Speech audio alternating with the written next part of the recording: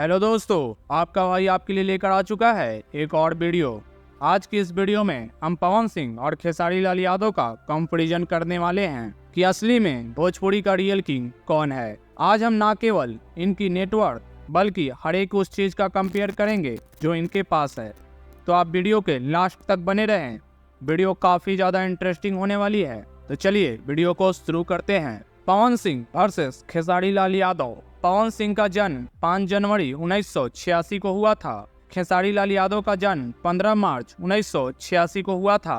पवन सिंह की अगर हम उम्र की बात करें तो ये 38 साल के हो चुके हैं, वहीं खेसारी लाल यादव भी 38 साल के हो चुके हैं। पवन सिंह अब तक 80 से ज्यादा भोजपुरी फिल्मों में काम कर चुके हैं, वहीं खेसारी लाल यादव 70 से अधिक भोजपुरी फिल्मों में काम कर चुके हैं। पवन सिंह की अगर सबसे ज्यादा कमाई करने वाली फिल्म की बात करें तो वो है क्रिक फाइटर, जिसने ऑल टाइम कलेक्शन 17 करोड़ किया था।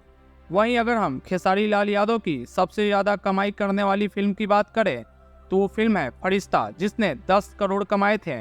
अगर हम पवन सिंह के फैन फॉलोइंग की बात करें तो इनके इंस्टाग्राम पे 4.5 मिलियन फॉलोअर है। वहीं अगर हम खेसारी लाल यादव के फैन फॉलोइंग की बात करें तो इनके इंस्टाग्राम पे 5.3 मिलियन फॉलोअर हैं। अगर हम पवन सिंह की फिल्म फीस की बात करें तो पवन सिंह एक फिल्म करने के लिए 40 से 50 लाख रुपए चार्ज करते हैं। वहीं खेसारी लाल यादव एक फिल्म करने के लिए 50 से 60 लाख रुपए चार्ज करते हैं। वहीं पवन सिंह एक गाना गाने के लिए 2 से 4 लाख रुपए चार्ज करते हैं।